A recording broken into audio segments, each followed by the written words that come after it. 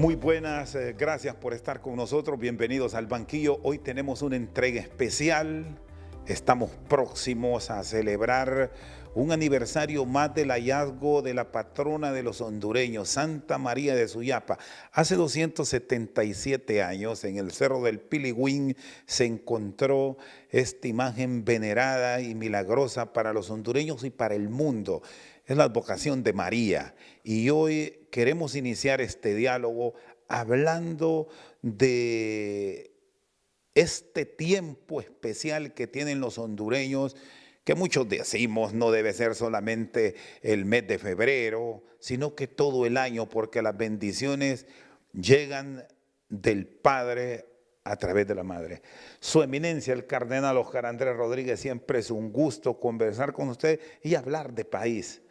Gracias por recibirnos y compartir. Qué gusto. Muchas gracias. Igualmente, estos días en que estamos preparándonos para la festividad de Nuestra Señora de Suyapa, son días de mucha alegría, porque vemos cómo la madre no se olvida de sus hijos y cómo las personas que peregrinan a la basílica son personas que vienen a agradecer y agradecer que han recibido favores del Señor a través de la madre.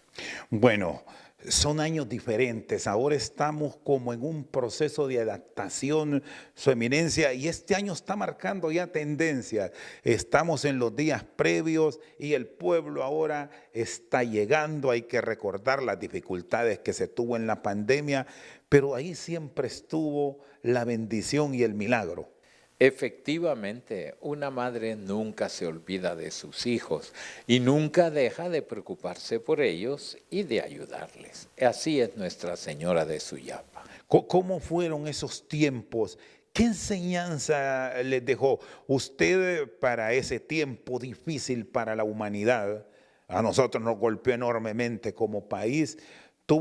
Tenía la responsabilidad del arzobispado de Tegucigalpa. ¿Qué enseñanza les dejó? Bueno, muchísimo. En primer lugar, cómo el pueblo tan generoso nunca dejó abandonadas a sus parroquias y a sus párrocos. Yo me preocupaba muchísimo porque no se podían hacer celebraciones y sobre todo en las parroquias rurales, pues el sacerdote se sostiene con las ofrendas de los fieles. Y no llegaban porque estaban cerrados los templos. Pero una de las cosas que no me cansaré mucho nunca de agradecer es que a ningún sacerdote le faltó lo necesario para alimentarse. Aún en medio de la pobreza de las familias, llegaban a ofrecer algo para que al sacerdote no le faltara. Yo eso, ya digo, no me cansaré de agradecerlo. Yo vivía muy preocupado, ¿qué podemos hacer? Porque hay tantas aldeas donde no hay nada, pero al sacerdote no lo dejaban. Es el primer elemento. El segundo elemento, que cómo el Señor nos protegió. A mí me dio un COVID gravísimo, pero gravísimo. Yo pasé una primera semana boca abajo con oxígeno de alto flujo gracias a una doctora que me recibió en la clínica. Y después yo decía, me preguntaban, y no tenía miedo. No tenía miedo. Yo sentí todos los días a la Santísima Virgen que estaba a mi lado, de tal manera que estaba muy en paz. Y esa es otra gracia preciosa de María Santísima. Bueno, yo recuerdo justamente de esos momentos porque usted fue víctima de ese virus, al igual que muchos otros religiosos, pero el milagro siempre estuvo ahí a pesar de las enormes dificultades y daños que generó en la ciudadanía. A mí escuché cuando el neumólogo dijo, se muere el cardenal, porque mis pulmones estaban ya 80% comprometidos. Y la doctora dijo, yo tengo agua de la Virgen de Lourdes.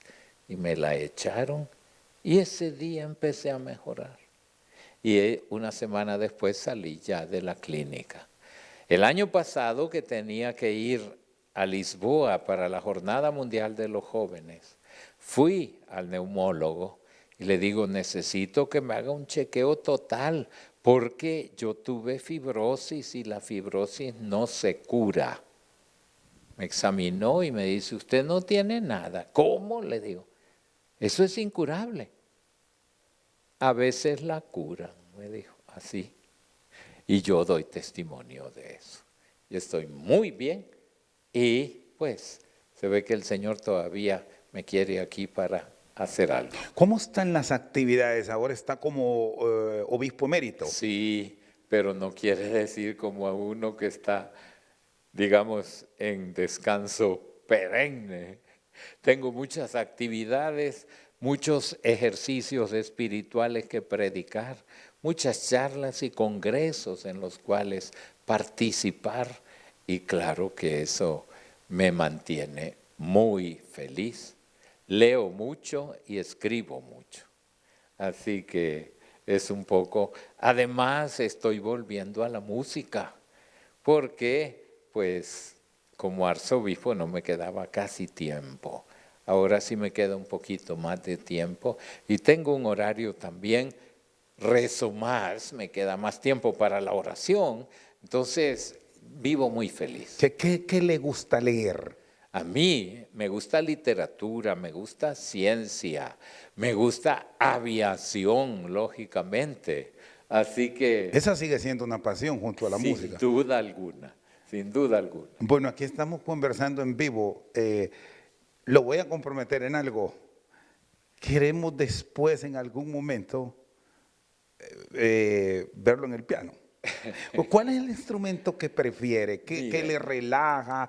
Porque sabemos del saxo, del acordeón, de guitarra, piano. Primero que aprendí fue el piano. Pero una vez que me gradué, yo me gradué de tercer año de conservatorio en El Salvador. Eran 5 años, yo solo pude terminar el tercero porque ya me tocaba después ir al magisterio, a los distintos colegios. Ahí fue otro tipo de música, tenía banda instrumental, tenía banda de guerra, tenía jazz band y todo eso en los colegios donde me tocó. Incluso aquí en el San Miguel tuvimos una buena orquesta y pues algunos de mis músicos viven, otros ya están con el Señor Jesús, pero fue verdaderamente una experiencia muy bonita. Después del magisterio me tocó ya ir a Guatemala a la teología y ahí en el seminario pusimos una jazz band mucho mejor todavía de la que tenían los colegios, porque con los seminaristas había más disciplina y se podía perfeccionar más las piezas musicales. ¿Y hay algún instrumento? Bueno, debemos decir que antes que teníamos una conversación con su eminencia, hablábamos entre lo primero y lo último. Hay reservas, pero de todos esos instrumentos, ahí sí, porque es muy propio suyo, ¿tiene un preferido? Sí, mi preferido es el saxofón. Es difícil. No, y le cuento que yo aprendí por mi cuenta, porque yo estaba en un colegio en Santa Ana, El Salvador, y el padre, yo era seminarista, pues nosotros entre filosofía y teología teníamos 3 años de magisterio como seminaristas. Y entonces el padre director dijo, queremos hacer una orquesta. Le dije, ¿qué instrumentos hay? 3 trompetas. Digo, eso es banda de guerra, necesitamos al menos un saxofón. Un mes después ya me lo tenía, pero nadie lo sabía tocar. Entonces, después del almuerzo teníamos una pausa de media hora antes de que volvieran los alumnos, y entonces yo me encerraba en un aula a pitar y pitar hasta que aprendí. Usted me decía algo que es importante y qué mejor momento ahora que estamos en la celebración de Santa María de Suyapa para hablar un poco de educación y compromisos de la juventud. Yo recuerdo las palabras de San Juan Pablo II, que nunca había que apartarse de la juventud, que eran el futuro de los países. Y usted habló también de literatura, cosa que le hemos perdido en el país. Efectivamente, y tenemos que volver, porque mire, hoy día casi nadie lee. Y está comprobado que el que lee en libro desarrolla más su cerebro que el que quiere leer en un telefonito. Y entonces, ese es uno de los defectos. Tenemos que volver a la lectura, porque el que no lee tampoco puede hablar bien. Tampoco puede hablar bien. No tiene vocabulario porque son solo hasta muchas veces abreviaturas cuando escribe. Y tampoco puede escribir. Entonces, hay gente que sabe leer y sabe escribir y ni lee ni escribe. Gran riqueza la que puede obtener para su acervo si entra a la lectura. Y ojo, ahora que hemos vuelto común el tema de revolución, esa sí puede ser una verdadera revolución educativa para Honduras, el impulso de la lectoescritura. Sí. Porque hay mucho error, su eminencia, en eso de la tecnología, con errores de palabras. Ahora un porqué es una X y una Q. No saben ortografía, hay que ver. Y si hablamos de la hora del léxico, si usted me permite tirar un tirito aquí, por favor no sigan diciendo femicidios, eso es una contradicción en términos, se dice en filosofía, porque femi quiere decir hablar, de ahí viene la palabra profeta, profemi, hablar en lugar de otro. Si usted dice femicidio, quiere decir que está matando el habla. Y la gente tan tranquila que dice, y siguen. Y hasta en alguno de los noticieros, yo quisiera ahí tener el teléfono y corregir al presentador o a la presentadora. No digan contradicciones. Femicidio es equivocado. Se dice feminicidio. Pero, ¿cómo cuesta, verdad? Porque no se lee, no se lee. Por cierto, su eminencia, y entrando en estos temas también de país, que es oportuno su orientación, su consejo, su guía. Hay mucho feminicidio. Sí. El año anterior cerramos con 364, según unos datos, otros números arrojaron 372. El hecho es que tenemos a la razón de más de una muerte por día en el 2023, y en este 2024 no es nada halagüeño lo que estamos viviendo con esa violencia hacia la mujer. Recién hemos celebrado el Día de la Mujer Hondureña, saludos para ellas, y es un momento oportuno para entrar en este tema. Claro que sí, y mire, qué lindo que usted me sacó el tema, ¿sabe por qué? Porque Nuestra Señora de Suyapa es mujer. Y entonces debe enseñarnos, y lo dijo San Juan Pablo II el 8 de marzo de 1983 cuando nos visitó. Y en esa homilía de Suyapa dijo, no puede ser un buen hijo de la Virgen de Suyapa aquel que maltrata a una mujer. Y peor todavía, aquel que la mata. O sea, tenemos un defecto en nuestra cultura de estos últimos años, que se nos ha olvidado la ley de Dios. Y se nos ha olvidado un mandamiento que dice, no matarás. De tal manera que todos aquellos que han matado a cualquiera, pero sobre todo que matan a las mujeres, la van a tener muy difícil con Dios. Porque le están hiriendo en lo más profundo. Dios es el autor de la vida y la vida es un don de Dios, es un regalo. Nadie puede quitarle la vida a nadie.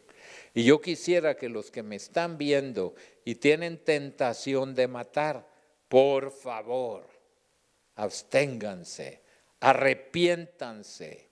Porque si no, la tendrán muy difícil. Piensen en el futuro y el futuro es que un crimen no puede quedar impune. Y nada vale la pena para quitarle la vida a nadie.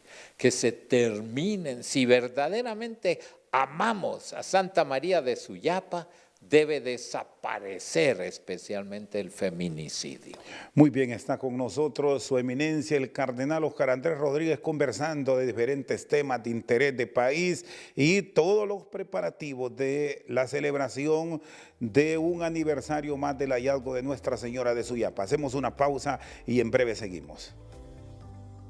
Bien, gracias por seguir con nosotros aquí en el banquillo. Nos acompaña su eminencia el cardenal Óscar Andrés Rodríguez Maradiaga. Hablábamos de los feminicidios, que ya lo debemos tener bien claro en nuestro vocabulario, el rol de la autoridad. Hay una gran cantidad de crímenes que ya dábamos los números, su eminencia, pero ¿qué de los procesos de investigación? ¿En qué advierte usted que se está errando? Porque hay que encontrar a esos culpables para hacer énfasis que el Estado está persiguiendo el delito. Es un dolor ver que se hacen programas, se hacen proyectos y no dan resultado. ¿Por qué? Porque la autoridad no es simplemente poder. La autoridad, como la palabra lo dice, es ser autor. La autoridad es aquella persona que como el autor de un libro va escribiendo una página cada día. Y esa página es desarrollarse como persona conforme a valores. Y entonces encontramos un defecto enorme que tenemos en nuestra cultura actual de Honduras. Familias desintegradas, familias quizás incompletas, digámoslo. Y entonces falta la auténtica autoridad, que como digo, no es poder ni es castigo. La verdadera autoridad es aquel que ayuda a crecer, que es autor. Un padre y una madre son autores de unos hijos, no solo porque les dan la vida material, la vida biológica, sino porque les dan la vida intelectual, la vida espiritual, la formación. Y falta en los hogares. Cuando desde el pequeño se inculturan los mandamientos de la ley de Dios, el niño y la niña crecen con respeto. Actualmente, ¿cómo cuesta? Si es un padre que no lo conocieron o una madre pobrecita que vive luchando para sacar adelante como madre soltera a unos hijos y no le queda tiempo para el diálogo, para la corrección, para la educación, ahí empiezan muchos males. Segundo, tantos niños que crecen en la calle por distintas razones y que aprenden en la calle, no ciertamente lo bueno. Ahí encontramos esta influencia tan negativa de esas pandillas o esas maras, que para muchas niñas y niños son la única familia que han conocido y el único hogar es la casa, la calle. Entonces, lógicamente, hay que buscarle correctivos a eso. No es haciendo nuevas cárceles y llenándolas, no. Porque eso tarde o temprano es como una olla de presión que va a reventar. Eso hay que educar. La educación es clave, pero la educación no es instrucción. Educar significa educere, sacarte de dentro, que cada persona pueda desarrollar los valores que lleva dentro, las cualidades que lleva dentro, todas las posibilidades a través del acompañamiento educativo. Y eso estamos muy lejos todavía. Bueno, hoy vivimos en un mundo que lo absorbe en gran parte la tecnología. Lo hablábamos, eminencia. Sabiéndolo aprovechar, es un vehículo maravilloso para el desarrollo del mundo, pero también puede ser un camino de perdición. Claro, y hasta una droga moderna, Fíjese, el otro día estaba yo terminando un trabajo en la computadora y me sale: te felicitamos, esta semana has dado una hora más a la computadora. Yo digo, con tal de que no se la quite a la oración o a mis relaciones con mi prójimo, lo acepto. Pero el hecho de que un ordenador pueda ser como un escape para mi tiempo, o peor todavía, un pasatiempo, entonces me daría vergüenza. Estamos perdiendo la dimensión comunitaria y estamos perdiendo también la preocupación por el bien común. Ese es un principio de la doctrina social de la Iglesia que está casi ignorado en nuestra cultura. A propósito de droga, no vivimos buenos tiempos. Incluso estamos muy pendientes para los próximos días de un acontecimiento que podría cambiar el destino político de Honduras. Tema de drogas en Nueva York. ¿Cómo deberá estructurarse el país de cara a los próximos tiempos y en este año, donde pueden venir noticias que nos van a golpear enormemente, cardenal? Sin duda alguna, el problema es tan complejo. Desde que a mí me tocó ser secretario general del CELAM en Bogotá, 1987, ya estábamos, pero preocupadísimos por eso y tuvimos muchos programas. Pero ¿sabe cuál es la raíz de todo? En primer lugar, que el dinero manchado de sangre y fruto de drogas está en bancos internacionales. Y eso no es perseguido. Segundo, que el consumo no se persigue. Y entonces, Europa un gran consumidor de droga, Estados Unidos un gran consumidor de droga, y no se persigue el consumo. Entonces, está estimulando el tráfico ilícito y ese dinero. Fíjese que el otro día me dio risa. Dice, con estas drogas químicas, ¿saben lo que ha pasado? Que se ha devaluado la cocaína y se ha devaluado la marihuana. Han bajado los precios. Dije, ojalá bajaran todos para que dejaran de comerciarla. Pero es muy triste que haya gente que piense que la única manera de poder agenciarse fondos es con ese crimen de estar matando a otros. Que por cierto, aquí en Honduras debe haber una vigilancia mucho más precisa por la llegada de estas drogas sintéticas. De hecho, hay quienes asocian, avalando su eminencia de feminicidios, que algunos de los crímenes que se han registrado en los últimos días, donde la violencia hacia la mujer se ha disparado, podrían estar asociados a ese narcomenudeo y sobre todo al consumo de fentanilo. Sí, yo estoy muy preocupado por eso y me duele que solamente se habla muy ocasionalmente. El fentanilo es tal vez el peor veneno que hoy puede haber en nuestra Honduras y no hay que tolerarlo, no hay que tolerarlo. ¿La autoridad debe ser más contundente o es asunto de leyes, de regulaciones para un control de este tipo de alucinógenos? Bueno, ya que usted habla de leyes, si leyes no sobran aquí en Honduras.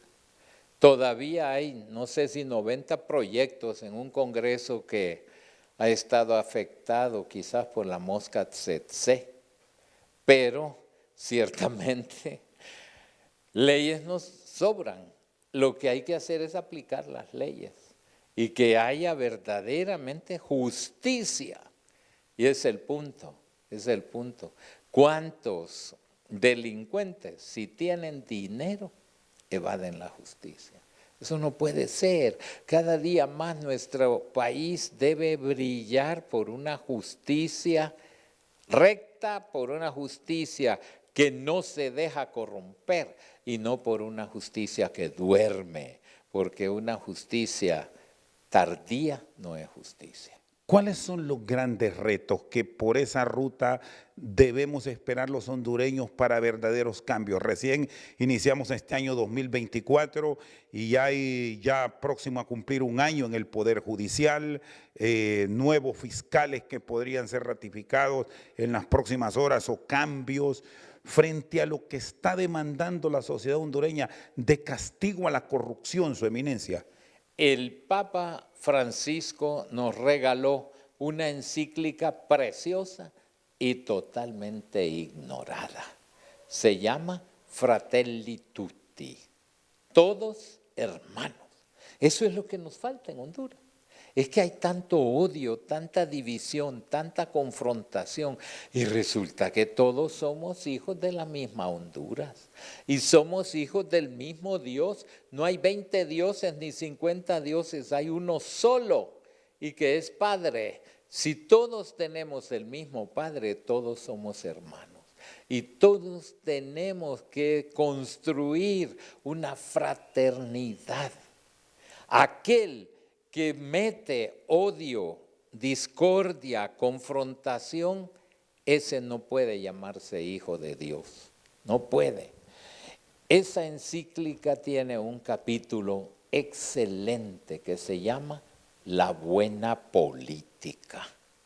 Ojalá que los planes pastorales del próximo año pudieran contemplar profundización y diálogo sobre la buena política. Mucho egoísmo advierte a nivel de la clase política, desconectado de un gran diálogo que ya quiero su opinión más profunda alrededor de este tema, que la empresa privada lo ha solicitado, que la sociedad civil lo ha pedido, pero se espera que haya franqueza en el mismo. Fíjese que ya desde la primera carta encíclica del San Pablo VI, al terminar el Concilio Vaticano II, la primera encíclica que él hizo fue sobre el diálogo. Y han pasado ya más de 60 años y no hemos aprendido a dialogar. Dialogar no es querer imponer mi pensamiento, es escucharnos. Por eso en el camino sinodal que estamos emprendiendo, el Papa nos dice, hay que aprender a escucharnos. Y es lo que falta aquí en Honduras.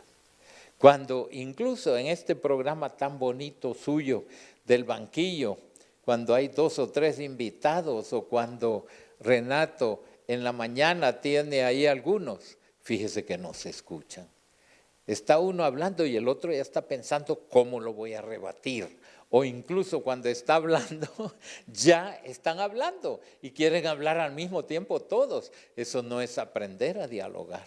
Primero tenemos que aprender a escucharnos para después y luego entendernos. Dice el refrán popular, hablando se entiende la gente. Aquí parece que es insultando. No nos vamos a entender nunca, porque si uno insulta al otro, el otro se defiende y ya, ofensa y defensa, se acabó el y que debemos decir que eso de dejar de escuchar está pasando en el mundo, salvo algunas sociedades si han logrado el entendimiento perfecto, pero si mira, aquí en Honduras bajo confrontación. Guerras fratricidas en el mundo, lo que pasa en Israel, lo que ocurre en Europa del Este, eso solo para ver un asunto de combates, pero igual hay discusión por grandes reformas económicas en el mundo, por aspiraciones políticas, lo vemos pronto en Estados Unidos, en un año que va a ser complicado para la primera potencia. La agenda del mundo es complicadísima, pero la de Honduras pudiera ser mejor si aprendemos a empezar a dialogar y hablar de los auténticos problemas que tenemos. Fíjese que hemos tenido a nivel de iglesia, con episcopados de varios países y sobre todo estimulados por el Papa Francisco, que el problema de las migraciones no se puede ignorar Y tantas veces me preguntan, ¿y cómo hacemos en Honduras para que no haya tanta migración? Que haya fuentes de trabajo. Pero uno en todas las parroquias escucha inmediatamente, ay, cardenal, ayúdeme a conseguir un trabajo. ¿Y de dónde? ¿De dónde si no hay fuentes de trabajo? Le piden recomendaciones a usted. Muchísimo. Si la mayoría de las personas que yo quiero mucho y siempre recibo con alegría, pero es o una recomendación para una beca en la Universidad Católica, y claro que tenemos un plan de becas, pero no es infinito, porque hay un fondo especial para becas y cuando ese fondo se agota, no vamos a quebrar la universidad, ¿eh? Pero ese es uno de los puntos. El otro, recomendaciones para buscar trabajo. Y digo, ¿y a quién hago la recomendación? ¿Usted conoce? No conozco. Mi trabajo es otro. Y entonces... Capaz y que piden, llame a la presidenta sí, y dígale que me dé empleo. Me dé empleo. El otro día el ministro de la Presidencia, el ministro Pastor de María, dijo una cosa que debe ser muy, muy clara. El Estado no es fuente de trabajo. El Estado no produce. El Estado gasta. Y por consiguiente, un Estado que cree que va a progresar creando empleos que no se justifican, lo va a quebrar, lo va a quebrar. La ley de la economía es, el trabajo produce riqueza, pero la riqueza, si quieren que produzca riqueza, se vuelve especulación y por consiguiente empobrece más. Muy bien, el cardenal Óscar Andrés Rodríguez con nosotros al banquillo. Hacemos una pausa y ya regresamos. Gracias por seguir con nosotros. Seguimos este diálogo con su eminencia el cardenal Óscar Andrés Rodríguez Maradiaga, el gran diálogo que se está convocando ahora mismo. El sector privado hizo una bandera negra en señal de luto. Reclamó que desde la administración pública no hay reglas claras, que no hay seguridad jurídica para invertir y generar esos empleos que son urgentes, porque lo que estamos viendo en las marchas y en las movilizaciones es la preferencia hacia el norte, migración a los Estados Unidos. Y digo, hace falta eso. Si no hay fuentes de trabajo en el propio país, ¿qué le espera al hondureño promedio? ¿Me voy a morir de hambre? Ha tocado puertas, ha buscado recomendaciones, ha presentado a aquellos que tienen un currículo profesional y nadie les contesta. ¿Qué hacer? ¿Esperar la muerte? Uno comprende entonces por qué quieren migrar. Fíjese que hay un hermano sacerdote en una diócesis de Cataluña que me dijo, venga, que aquí mi parroquia todo es de hondureños y de hondureñas, porque están migrando mucho a Honduras. De Honduras, allá encuentran mucha posibilidad de cuidar personas ancianas. Y hay muchas madres de familia que están haciendo un trabajo precioso allá. Porque yo escucho, me ha tocado hablar en diócesis, en parroquias, y me dicen, qué buena gente sois los hondureños. Y uno siente alegría. En otros lugares pueden decir, estos hondureños que son delincuentes. No, no. Allá tienen un aprecio, sobre todo por las madres de familia, que dan cariño. Y eso es lo que necesita la gente. Pero aquí en Honduras se necesita crear fuentes de trabajo. ¿Y cómo se crean? Cuando hay un buen sistema de justicia, y es una justicia que protege al inversionista. ¿Cómo va a venir una persona a invertir aquí cuando se dan cuenta que le hacen un proceso por cualquier tontería y después son procesos que tardan y tardan y tardan? Eso lo que dice es, me voy a otro lugar.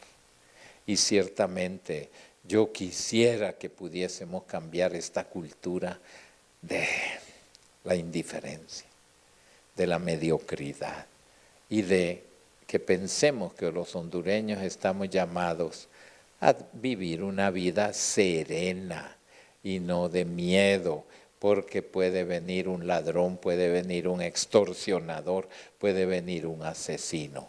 Pero lo que vemos en los medios cada día con dolor es eso.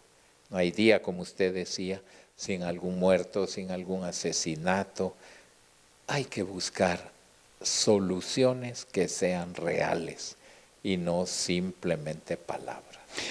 ¿Qué debe plantearse en este gran diálogo? Yo recuerdo la concertación que hace muchos años usted impulsó. Creo que fue cuando el doctor Carlos Roberto Reina. Así es. Mediados de los 90. Y eran momentos difíciles. Fue cuando se creó la llamada comisión ad hoc. ¿Por qué? Porque había que crear la nueva policía. Y ahí se creó a raíz de ese diálogo, porque no había policía civil, había una policía militar y se habían descubierto una cantidad de anomalías y hasta de crímenes. Entonces, ahí en el tiempo del doctor Reina se pudo crear una nueva policía que se avanzó bastante. Es cierto que hay de todo, ¿verdad? Hoy vimos unos jóvenes policías que se robaron no sé cuántos millones. Digo, y la ley de Dios que nos dice no robar. Entonces ahora robar ya no es un problema, con tal de que no lo descubran. No, señor, es un delito y es una ofensa a Dios. Así que el ladrón no puede decir, es que yo me llevo muy bien con mi Diosito, yo rezo. No, no, no, tú eres enemigo porque lo ofendes cuando te apropias de lo ajeno. Sea el raterito o sea también el ladrón de cuello blanco que dicen. Aquel que cree que haciendo movidas con el presupuesto del Estado puede robar sin que se den cuenta. Y ya hay interlocutores válidos para este diálogo que se busca impulsar su eminencia, porque el grave problema que tenemos en Honduras es el descrédito a todo mundo. Aquí si usted tiene una opinión que no es compatible con el gobierno o viceversa, usted no sirve. Sí. Lo señalan de corrupto, de acomodado, etcétera, etcétera. Así es, lo que decíamos al principio, si no entendemos que somos hermanos, entonces nos consideramos enemigos y ahí se acabó cualquier posible diálogo. No, no, somos hermanos. Honduras es una.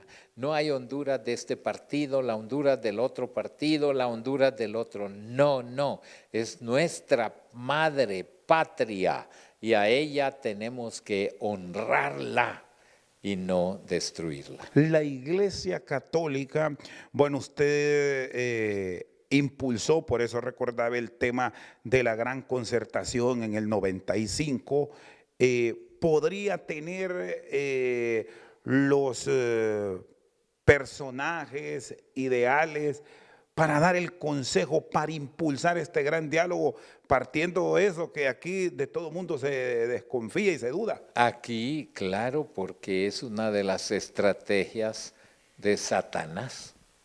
El demonio es el que divide, el que confronta. Y entonces, ya en estos días pasados, el Señor nos lo recordaba en el Evangelio. Todo reino dividido perece.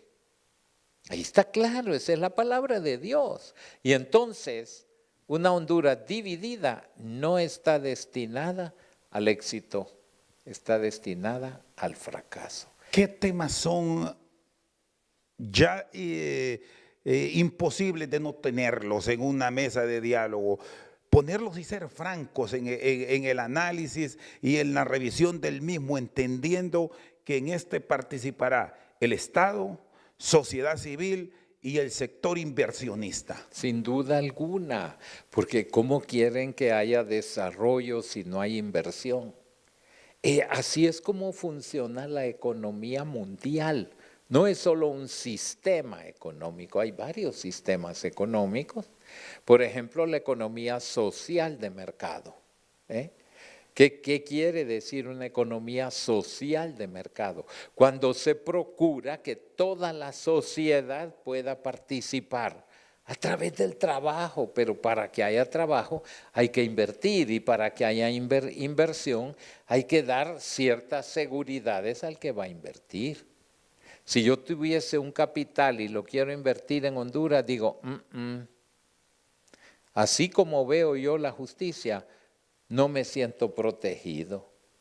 Eso es uno de los puntos que se deben empezar si queremos atraer inversión de otros países. La clase política ha entendido este mensaje, tiene claridad de lo que se viene, lo planteábamos anteriormente, ahora lo quiero ampliar su eminencia, de acciones que quien está dentro de la misma es la justicia estadounidense.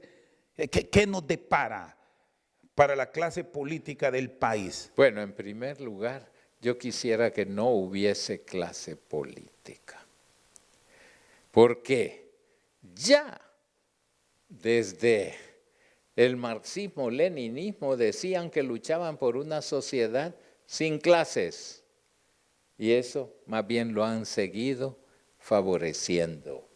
Y aún los sistemas políticos que niegan, por ejemplo, la inversión, etcétera, aquellos que dicen que tiene que haber una sociedad sin clase. ¡Ay! La sociedad sin clase, la clase de aquellos que quieren gobernar a toda costa y aunque el pueblo se muera de hambre. Tenemos casos en nuestra misma América Latina.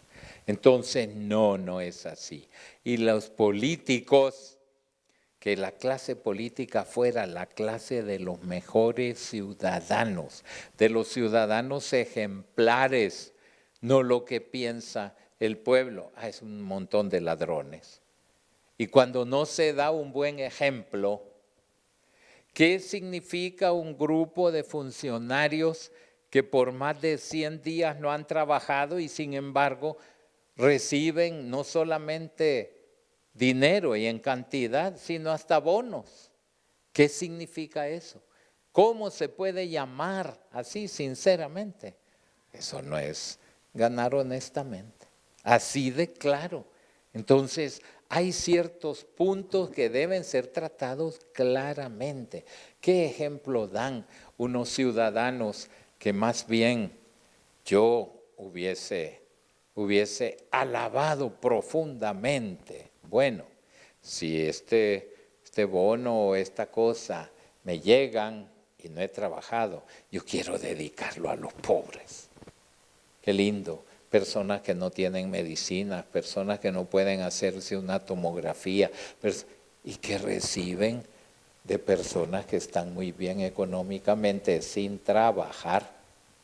Yo creo que todo eso debería llegar en una gran sinceridad a un diálogo. Es un gran reto para el Poder Legislativo del país que ha iniciado y esperamos que ahora sí con sesiones frecuentes porque de por medio están elecciones de segundo grado que esperamos no sean objeto de cuestionamiento por los famosos arreglos que siempre ocurren. Siempre ocurren y no es que de por sí sean malos, pero con tal de que sean transparentes y no sean después motivo de ocultar y de querer callar a toda costa o de esconder. Mire, he estado en un país de aquí, de América Latina, en una exposición de la Carta Fratelli Tutti a un grupo de graduados de universidad que siguieron un diplomado para observadores de elecciones. Yo me sentí muy gratamente impresionado. Laicas y laicos a nivel universitario preparados. Eso, como me gustaría que lo tuviésemos aquí en Honduras. Y como me gustaría que cada ciudadano sea capaz de decir, los votos no se venden, el dinero público es para inversión pública y no acumular para compra de votos. Bueno, aunque me dice que no debemos pensar en la existencia de clase política, pero es un término, su eminencia, que lo hemos terminado acuñando aquí en nuestra sociedad.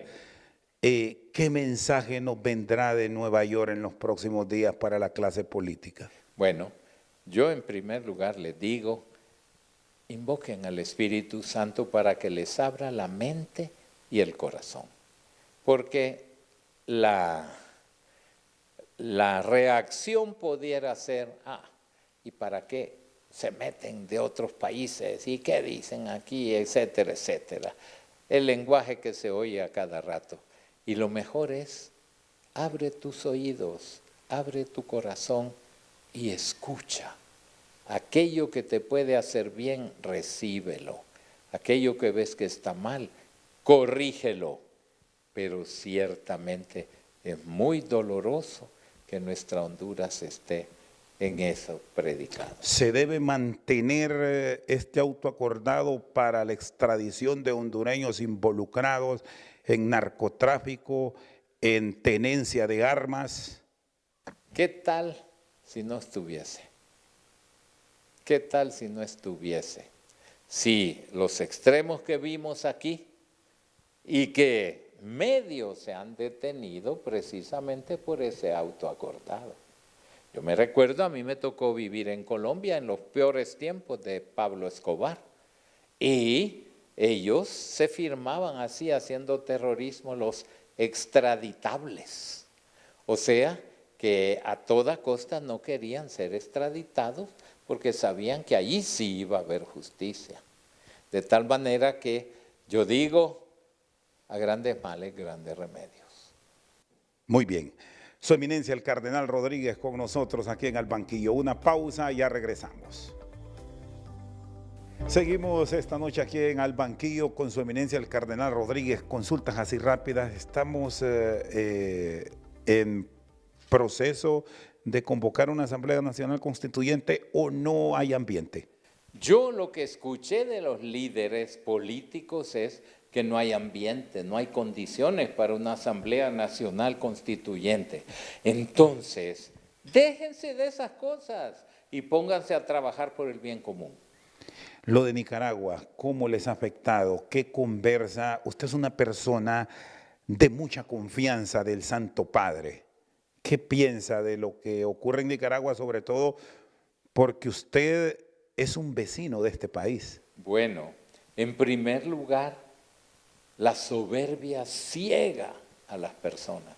Y cuando la persona se siente Dios, entonces pierde la visión de la realidad. ¿Qué va a pasar? No se dan cuenta que van en una caída libre.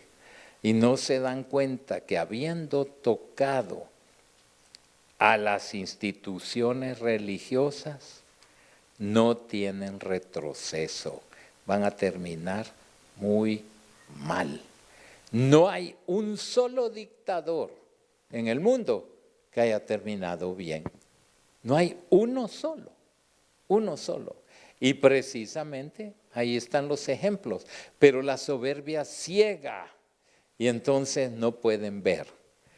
Uno de los casos más dramáticos ha sido el de Ceausescu en Rumanía. Una dictadura de las más espantosas. ¿Y cómo terminó él y su esposa? Casi como unos animalitos en un ruedo y ahí los ejecutaron, habiendo tenido el poder supremo. José Stalin, que fue de los más grandes genocidas de la historia, un buen día cayó muerto en su cama. Adolfo Hitler, asesino, genocida, terminó. Ni siquiera se sabe dónde quedaron sus cenizas porque pidió, después de suicidarse, que lo quemaran. No hay un solo dictador que haya terminado bien. Y otros que se ensoberbecieron por el poder, ahí han quedado.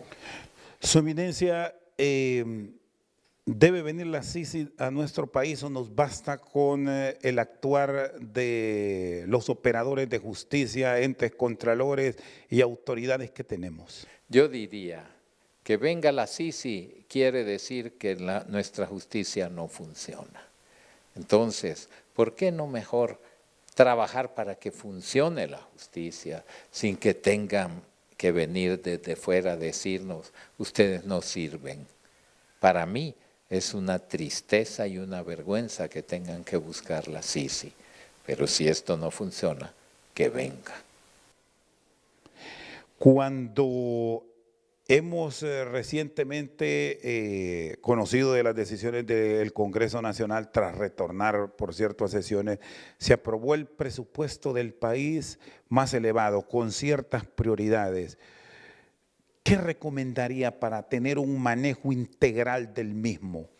Yo diría, bueno, existe ese criterio en la administración pública que se llama la transparencia, pero si no funciona, entonces estamos sometidos al latrocinio. ¿No estamos siendo transparentes? No me toca a mí, ni tampoco tengo la información suficiente. Yo estoy ya un poco al margen, pero yo sí invoco eso. Cuando hay hasta un dicho muy bueno, cuentas claras, amistades eternas. El Papa Francisco, ¿qué le ha dicho de Honduras? Conversan con frecuencia. ¿Cómo va la reforma a la curia romana? Bueno, la reforma está hecha, ahora es de aplicarla. Y no solo para la curia, porque la Constitución está hecha para que pueda servir de estímulo a la diócesis, para que todas las curias diocesanas o las curias parroquiales puedan inspirarse en los principios de Predicate Evangelium. Y el Santo Padre siempre nos mira a Honduras con mucha esperanza, nos mira a Centroamérica con mucha esperanza. Tenemos hoy día un embajador hondureño ante la Santa Sede, que es un médico que yo conozco mucho, que ha hecho mucho bien en San Pedro Sula y que es un católico practicante. De tal manera que él pues lleva unos buenos mensajes para ese trabajo que él está haciendo. Bueno, en los 277 aniversario del hallazgo de nuestra patrona, que es una población muy devota, muy identificada con la morenita de Suyapa, siempre se preguntan, ¿es posible, siendo América el continente más católico de la tierra, que venga nuevamente en un peregrinaje por estas tierras el sumo pontífice? ¿De qué depende eso, eminencia? Yo creo que ya no. Él ya tiene 86 años y por consiguiente su fuerza física no le da para lo que hizo San Juan Pablo II cuando apenas estaba en los 60, de venir un día a cada país de Centroamérica. Él ya no tiene la energía para eso y está tomando una praxis de ir a los países donde nunca ha ido un papa. Y entonces yo creo que hay tantos países todavía para que, bueno, ni siquiera ha ido a su país, Argentina. Así que yo creo que cuando él vino a Panamá para la Jornada Mundial de la Juventud, nos dijo, consideren que mi visita es a todos ustedes, a toda Centroamérica, en Panamá.